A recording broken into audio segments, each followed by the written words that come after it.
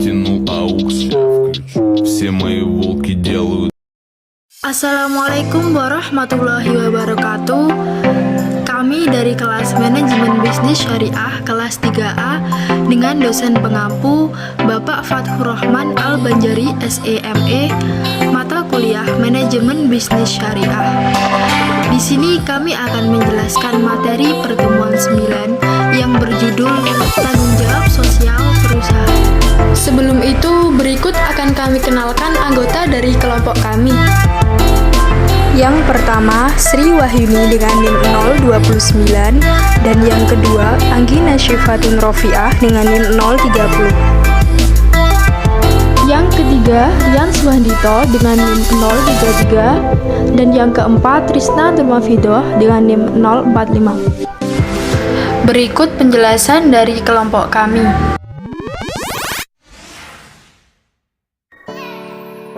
Tanggung jawab sosial. Pengertian tanggung jawab sosial. Tanggung jawab sosial merupakan suatu komitmen usaha dalam bertindak secara tegas dan beroperasi secara legal, serta meningkatkan kualitas hidup karyawan, komunitas lokal, dan komunitas luas. Konsep tanggung jawab sosial melibatkan antara pemerintah, pengusaha, serta komunitas masyarakat setempat yang bersifat aktif dan dinamis. Secara umum, tanggung jawab sosial merupakan cara untuk membangun kekuatan bisnis dengan membutuhkan keseimbangan ekonomi, pasar, serta komunitas. Maka, tanggung jawab sosial merupakan cara untuk membangun kemakmuran ekonomi, yang artinya perusahaan tidak hanya mengejar ekonomi dalam skala yang besar, namun harus tetap memperdulikan lingkungan sekitar, khususnya masyarakat. Tanggung jawab sosial termasuk dalam teori etika, di mana aktivitas setiap individu atau kelompok harus menguntungkan seluruh masyarakat. Maka dengan cara ini harus terdapat keseimbangan antara pertumbuhan ekonomi dengan kesejahteraan lingkungan dan masyarakat sekitar. Jika keseimbangan ini dapat dipertahankan, maka tanggung jawab sosial bisa dibilang sudah tercapai. Perseroan dalam hal ini melihat tanggung jawab sosial merupakan cara untuk mendukung pemerintah dalam mencapai kemakmuran masyarakat. Maka perseroan membagi tanggung jawab kepada bisnis ini ke dalam 4 lapisan. Lapisan yang pertama yaitu lapisan fondasi atau yang paling dasar, yang sudah pasti tanggung jawab setiap perusahaan harus menjaga kestabilan perusahaan melalui peningkatan arus kas masuk. Lapisan yang kedua yaitu perusahaan dalam menjalani sebuah usaha, yaitu dengan menaati peraturan pemerintah yang berlaku. Lapisan yang ketiga yaitu perusahaan harus bertanggung jawab dalam menjaga etika dalam menjalani usaha.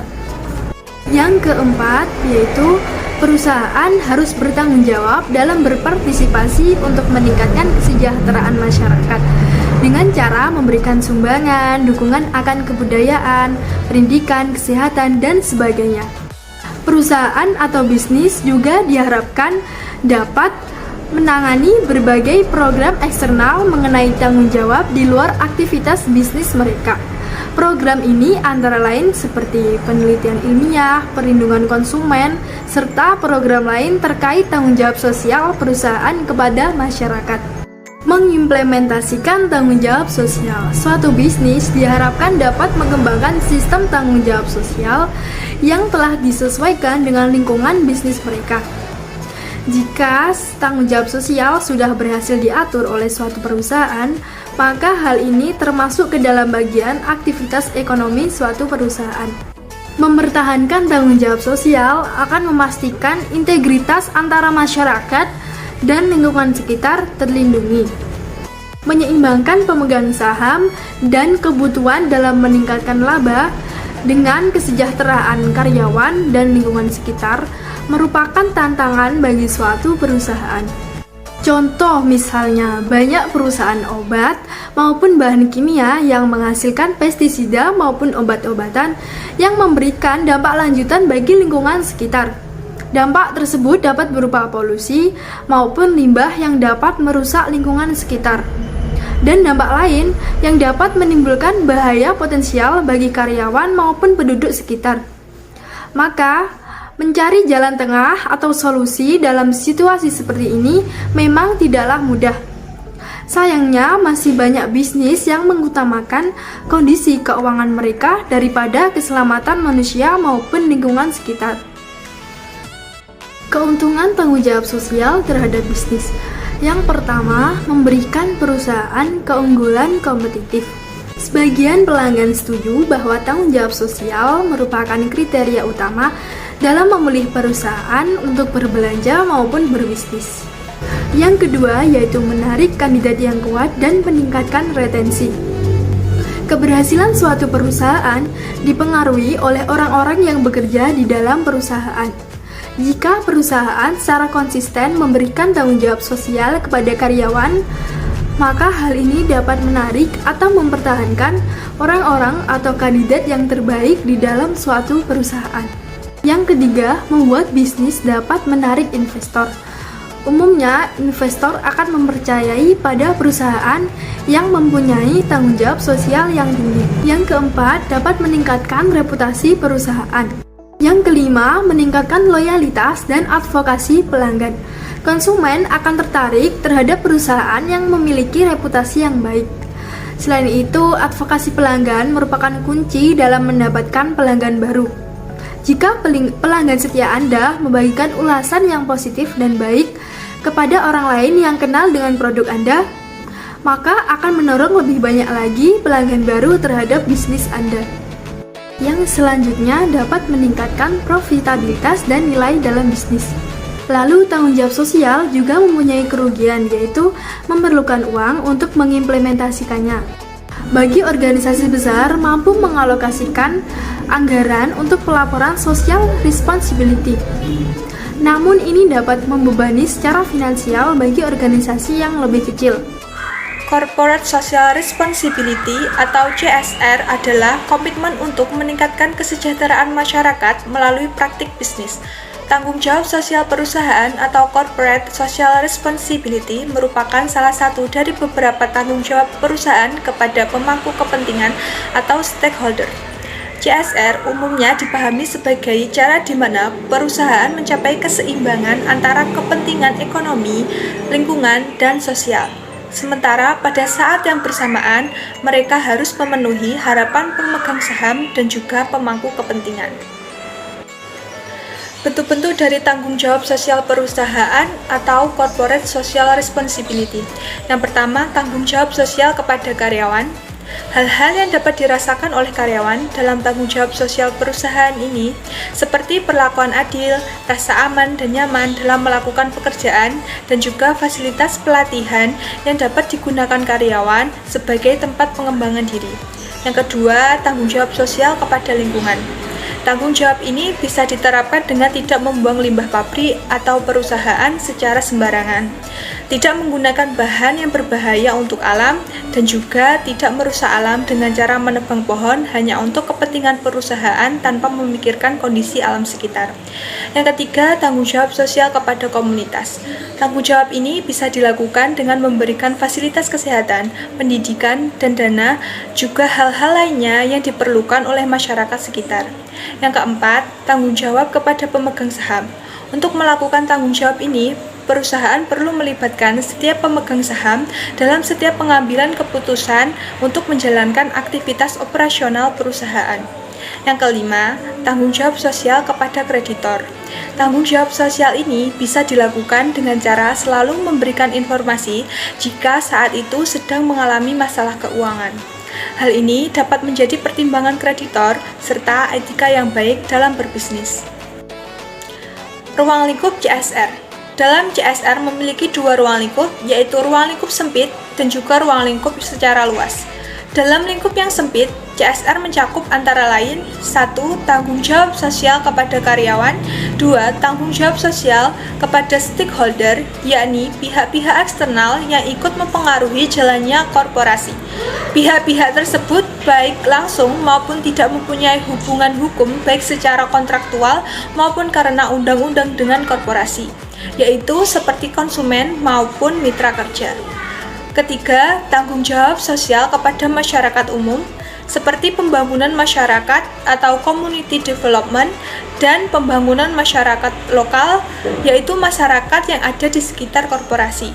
yang dapat diukur berdasarkan kenaikan taraf kualitas hidup dari masyarakat dengan mengacu pada nilai keadilan dan kesetaraan atas kesempatan, partisipasi, timbal balik, dan kebersamaan. Yang selanjutnya yaitu ruang lingkup CSR dalam arti luas meliputi antara lain 1. Tanggung jawab sosial terhadap lingkungan, 2. Tanggung jawab sosial terhadap hak asasi manusia, 3. Tanggung jawab sosial perusahaan dan anti korupsi. Implementasi Corporate Social Responsibility. Bentuk dari implementasi CSR yang pertama adalah perencanaan dari CSR-nya itu sendiri. Sebagai pengendali dan pengawasan suatu perusahaan, melakukan perencanaan pelaksanaan tanggung jawab sosial perusahaan merupakan hal yang sangat penting. Karena CSR itu sendiri membutuhkan perumusan yang jelas dari segi materi, strategi, sasaran, pemangku kepentingan, maupun anggaran. Bentuk dari implementasi Corporate Social Responsibility yang kedua adalah mengimplementasikan CSR. Yang dimaksud mengimplementasikan CSR-nya ialah melaksanakan CSR di lapangan dengan penuh tanggung jawab. Implementasi CSR bisa menggunakan beberapa strategi, yaitu yang pertama ialah program sentralisasi, yang berarti program CSR itu ditentukan, dirumuskan, dan dilaksanakan oleh perusahaan. Kedua, dengan program desentralisasi, yang berarti perusahaan berperan sebagai pendukung dana atau materi, atau dengan kata lain perusahaan hanya sebagai support media saja. Dan yang terakhir bisa dengan program mixed type, yang diartikan menggabungkan dua program, yaitu sentralisasi dan desentralisasi tadi. Bentuk dari implementasi Corporate Social Responsibility yang terakhir adalah evaluasi Corporate Social Responsibility. Evaluasi CSR itu sendiri dilakukan agar tercapai tujuan untuk memperoleh masukan untuk rencana program selanjutnya, memperoleh bahan pertimbangan, memperoleh masukan untuk perbaikan program, memperoleh temuan untuk perbaikan, memperoleh temuan hambatan program yang dilaksanakan, lalu memperoleh rekomendasi dan pelaporan terhadap investor. Dari beberapa poin tersebut, evaluasi CSR dilakukan agar bisa mengetahui hambatan atau kesalahan program dalam pelaksanaan CSR. Masalah polusi. Program Corporate Social Responsibility salah satunya kepada lingkungan hidup yang terdapat dalam Undang-Undang Nomor 32 Tahun 2009 tentang perlindungan dan pengelolaan lingkungan hidup. Program Corporate Social Responsibility lingkungan hidup penting untuk meminimalisir dampak dari polusi yang ada, seperti polusi udara, air, maupun tanah yang bisa mengganggu dan membahayakan kehidupan di sekitar perusahaan.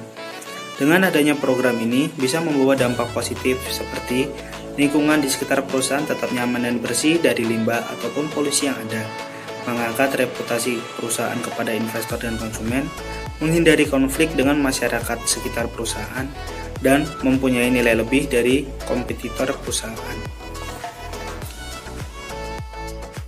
6. Yaitu prinsip triple bottom line. Prinsip triple bottom line merupakan pertama kali diperkenalkan oleh Eccleston pada tahun 1994, yaitu di dalam bukunya yang berjudul Candles with Forks menjelaskan bahwa triple bottom line sebagai economic, properties, environmental, quality, dan sosial. Konsepnya sendiri terbagi menjadi 3, yaitu profit, people, dan planet, yang merupakan hal terpenting dalam menjalankan kegiatan CGR. Hal ini bertujuan untuk mengukur kinerja keuangan, sosial, dan lingkungan dari perusahaan selama periode waktu dan melakukan bisnis. Prinsip triple bottom line yaitu dibagi menjadi 3. Yang pertama yaitu profit atau keuntungan. Profit atau keuntungan merupakan tujuan dasar dalam setiap kinerja usaha. Kegiatan perusahaan akan mendapat profit setinggi-tingginya dengan cara meningkatkan produktivitas dan melakukan efisiensi biaya. Kedua yaitu people atau masyarakat pemangku kepentingan. People atau masyarakat merupakan stakeholders yang bernilai bagi perusahaan karena sokongan masyarakat sangat dibutuhkan bagi keberadaan kontinuitas hidup dan kemajuan suatu perusahaan. Yang selanjutnya yaitu planet atau lingkungan. Planet atau lingkungan merupakan sesuatu yang terkait dan tidak bisa lepas dari seluruh aspek dalam kehidupan manusia. Profit atau keuntungan yang merupakan hal utama dari dunia bisnis membuat perusahaan sebagai pelaku industri hanya mementingkan keuntungan tanpa melakukan usaha apapun untuk melestarikan lingkungan. Akibat kerusakan lingkungan terjadi di berbagai tempat disebabkan oleh perusahaan yang tidak bertanggung jawab seperti polusi dan pencemaran air sehingga perubahan iklim. 7 yaitu reputasi perusahaan.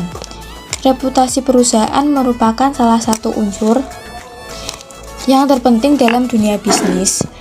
Sebab baik buruk dalam reputasi perusahaan merupakan indikator penting dari keberhasilan perusahaan tersebut, sehingga reputasi perusahaan memang suatu yang kompleks. Jika dikelola dengan baik maka akan sangatlah berharga.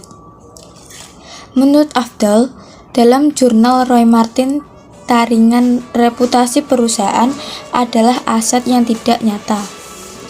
Keadaan reputasi akan tergantung kepada apa yang dilakukan perusahaan sebagai entitas. Lebih jauh dari itu akan tergantung kepada komunikasi dan tanda-tanda yang dipilih untuk diberikan kepada pasar.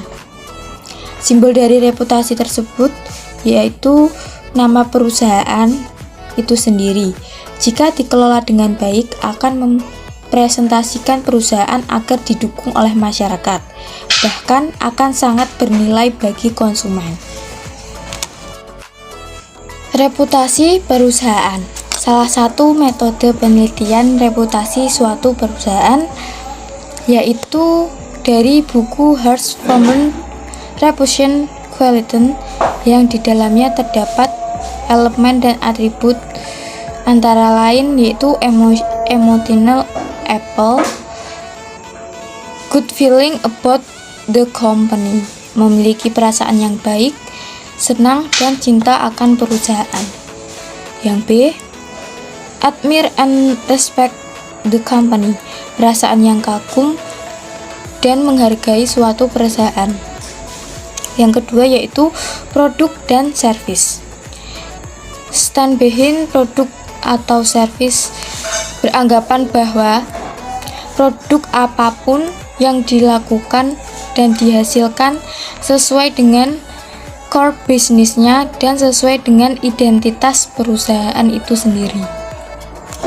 Yang ketiga yaitu fashion and leadership.